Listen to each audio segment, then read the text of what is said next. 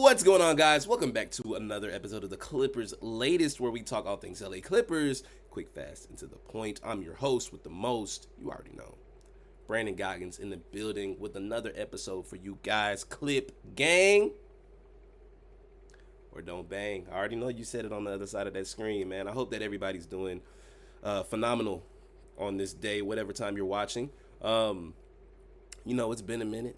Not necessarily a minute, but it's been some time to soak in that last loss, process it and move on and focus on the future. But I do want to talk about some things that you guys did leave in the comment section of the last video. That's going to be what most of this video consists of today, just responding to a few of the topics that were addressed in the comments in the last video. So I have a lot of notes. I have a lot to say. So why don't we just get started? Addressing pretty much the elephant in the room here. This has been a hot topic among Clipper fans ever since we found out that Bogdanovic got injured over the summer, and lately the conversation has started to heat up a little bit again. Somebody in the comments even said that we should trade him before the deadline, and at this point, I can't even blame them. Like, I can't even say that's crazy to say that. You know what I'm saying? We all know Bogey hasn't looked like himself to start this season. He's only played 2 games, and through those 2 games, he's played 33 total minutes and has scored just 2 points on 1 for 9 shooting, 0 for 5 from the 3, and not to just add to it, but 5 turnovers. So yeah, that means that he's literally averaging more turnovers than points right now. 2.5 turnovers a game compared to 1 point per game. That's pretty rough. 1 second. Now, obviously, it's still very early in the season. There's still a lot of time to shake off the rust, get more comfortable, get acclimated with the atmosphere and all that. But if these first couple of games are any indication of what we're going to see, then we at least got to start having these conversations about his role and potential future with this team. It's one thing to say trade him, but the elephant in the room is like, who will we trade him for? And I saw somebody say DeMar DeRozan. I love DeMar, but it's going to be a no for me, dog. Look, if we're going to move Bogey, it can't just be a, quote, upgrade move. It's got to be about balance. So what else does a player with similar attributes bring to the table? Bogey is a designated shooter, but he's not always going to be that defensive guy, and at least not as much as he used to be back in his Atlanta days. So if I'm in the front office, I'm looking for somebody who can still knock down shots, but on the other end can lock up on defense and add a little more edge to this team. You know what I'm saying? And the first name that comes to mind, I don't know how you guys are going to feel about this, but Kentavious Caldwell-Pope. I feel like KCP is the perfect fit for somebody that somebody to fill that void. A shooter who can also play defense. He's gonna hustle and he knows what it takes to win. He's a champion. He's been a critical piece for both the Lakers and the Nuggets. 1 second, please. It be your own dad trying to interrupt your videos, man. It's crazy. Nah, I'm playing. Dad, if you watching this, I love you, man. I'm in the middle of this right now, so I can't. You feel me?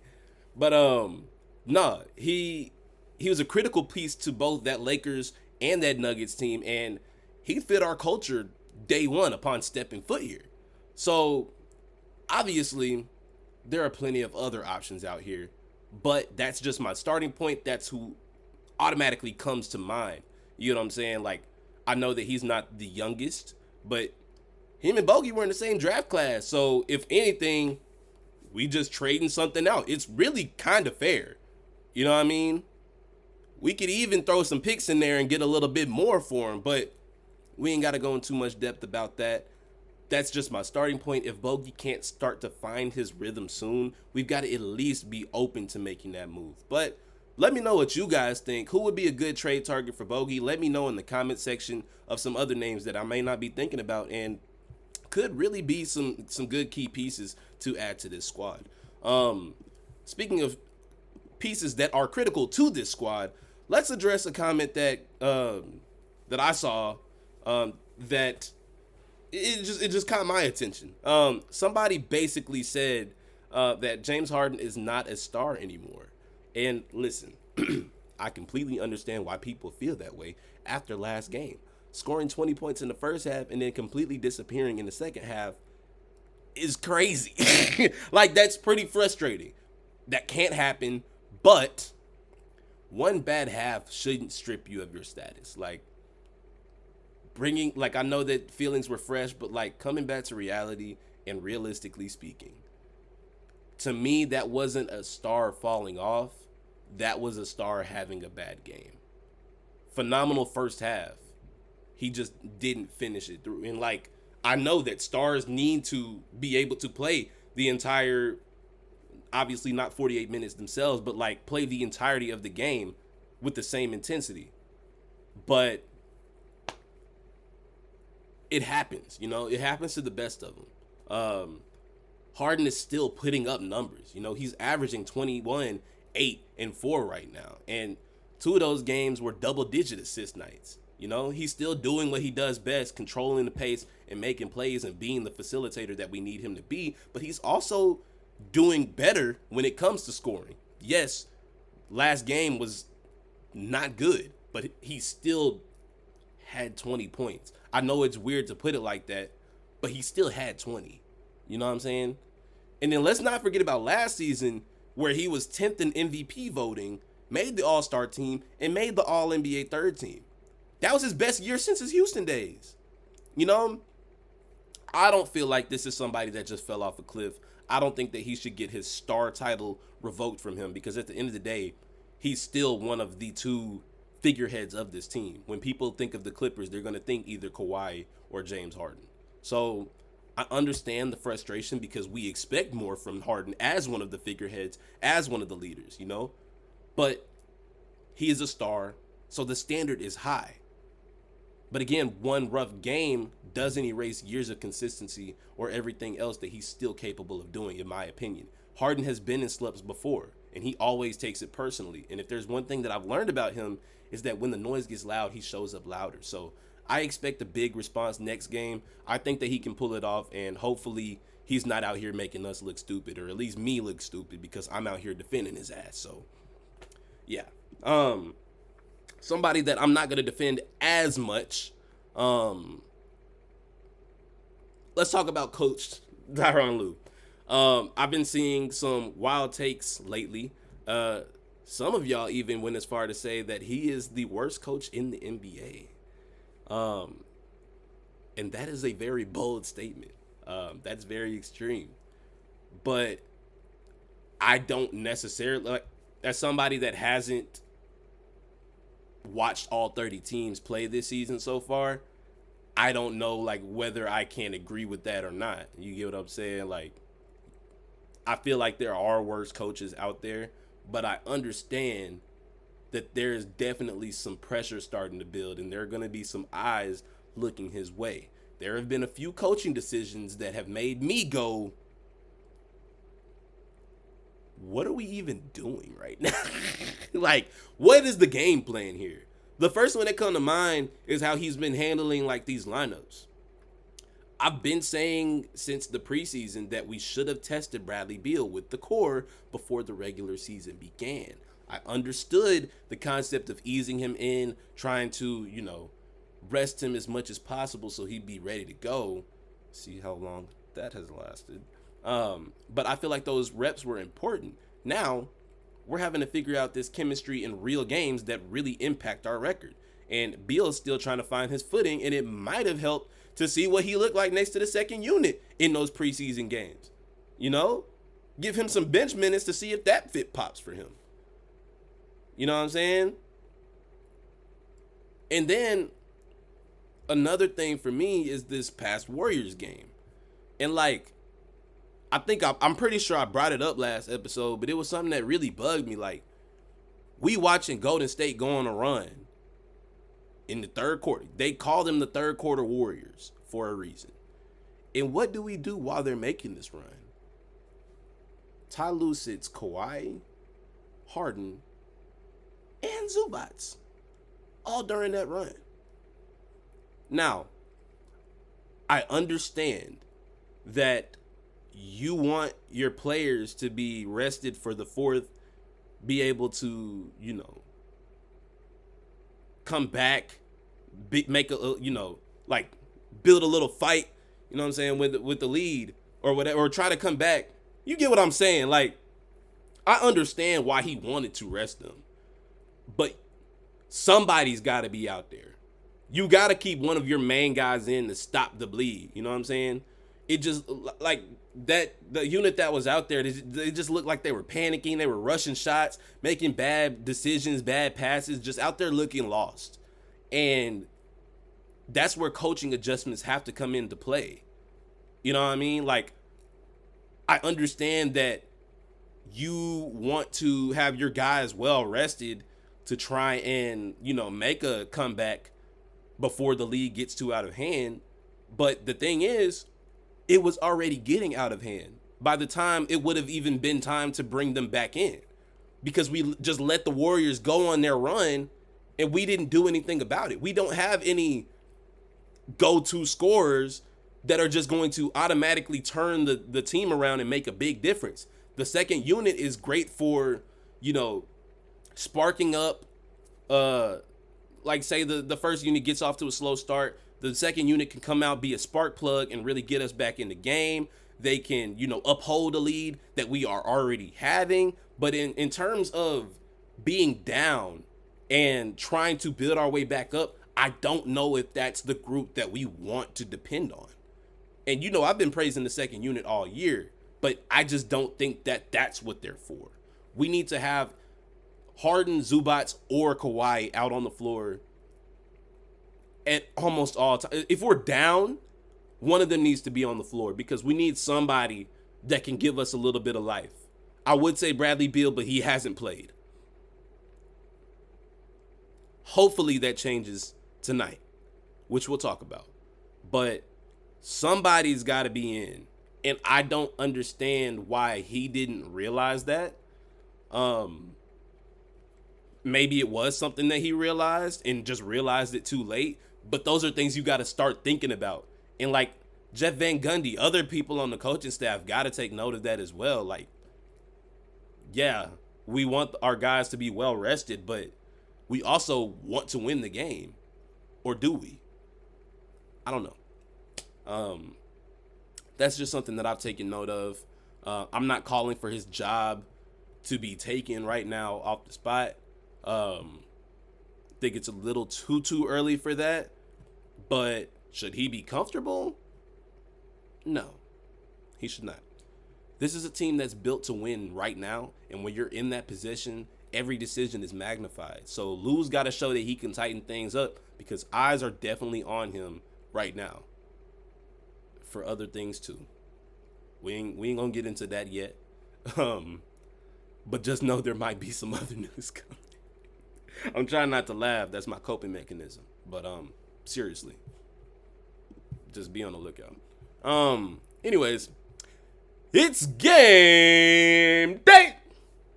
We got the Pelicans tonight. The Pels are 0-4 right now. They're last in the West. One of 3 winless teams left in the league so far. But y'all know what I'm gonna say.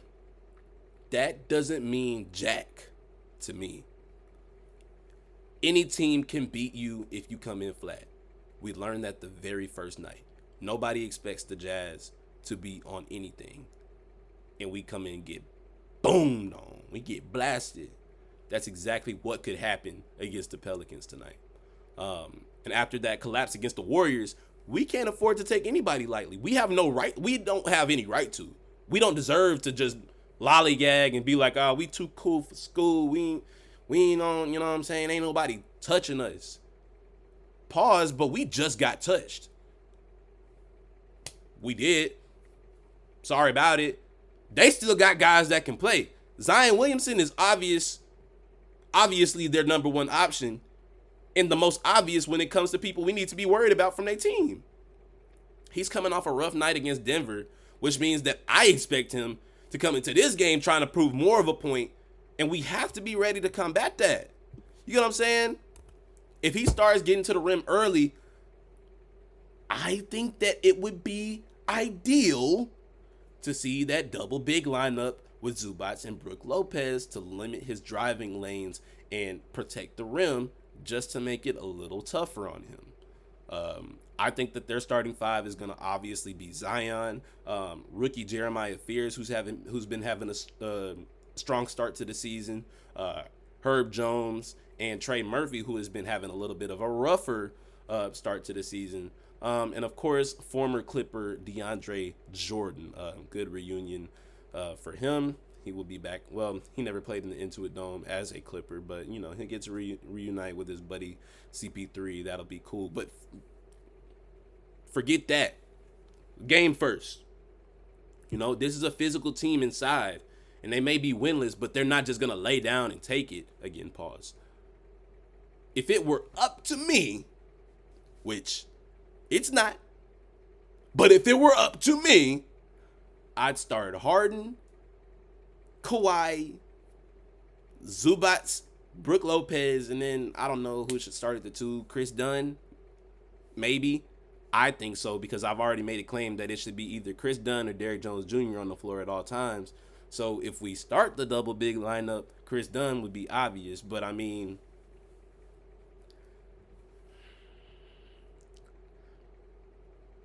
I don't know. I mean, they have a taller lineup, so I wouldn't be mad if Derrick Jones Jr. started, because he can guard the 1 through 4, even sometimes the 5, depending on who it is. I think that he could hold his own against DeAndre Jordan, if you want my honest opinion. I love DJ, but he is not the DJ that we know and love. So we need to take advantage of that. And that's, again, why I say that it might be a good idea to start both bigs, or at least, even if we don't start them, like, have them out there at the same time together, because I really do feel like there could be a benefit there, especially when it comes to Zion attacking. But we're gonna see how it all fans out. I just think that, the key needs to be defense, spacing, and size. So however we line up, we need a lot of energy. We can't afford to have these slow starts, these feel out quarters, and whatever. We need to come out with a chip on our shoulder, because the Pelicans are going to be desperate to avoid 0-5. They don't want to be there. You know what I'm saying? So our job is to match that intensity and exceed that intensity, stay disciplined, and deliver that message that the Clippers ain't going to fold twice in a row. We going to have to delay their win hopes of getting in the win column. That's not going to happen against us. It shouldn't happen against us. But we're going to see how the cards fall. That is going to do it for this episode today. Leave your thoughts in the comments below about everything that we've talked about. Obviously, a lot of these were response to comments. So, maybe if we can get, some more people to comment, we got some more content when we don't have a game. Just talking about you guys' thoughts in detail, and just kind of expanding on that. But do you think that we should trade Bogey? Do you think KCP is a good candidate for that? If not, then who? Do you think that James Harden is still a star? I personally do. Do you feel like he's fallen off? I don't know. What type of situation do you think that Tyronn Lue is in? Do you still believe in him? Do you think it's still too early to make a call, or are you feeling how the comment was feeling, like about how he needs to go? And then leave your thoughts below as to what we should do, what our game plan should be as we play the Pelicans tonight. I do want to quickly say that I unfortunately will not be uploading for the next 3 days or so. You guys can expect a video on, I believe it would be Tuesday, probably after the Heat game. I will be out of town, so I will not have my equipment, but I will be tapped in as much as I can be. We still got to make it happen somehow. There are things that we all deal with, but we gonna be all right, and I'm gonna be back and better, hopefully. I'll be better come Tuesday. So until then, you guys be easy. Y'all stay sleazy. I'm going to get out of here, but you already know what it is. Click gang or don't bang in this bit. You know what I mean? If you enjoyed the video, consider liking. And if you are new here, please consider subscribing. It would be a pleasure to have you on our team. Road to 300. But like I said, I'm going to get on up out of here. I'm going to catch y'all in the next one. Y'all be smooth, you know. Don't be rough around the thing, you know what I'm saying? Be smooth out here. I'm going to catch y'all in the next one. Peace.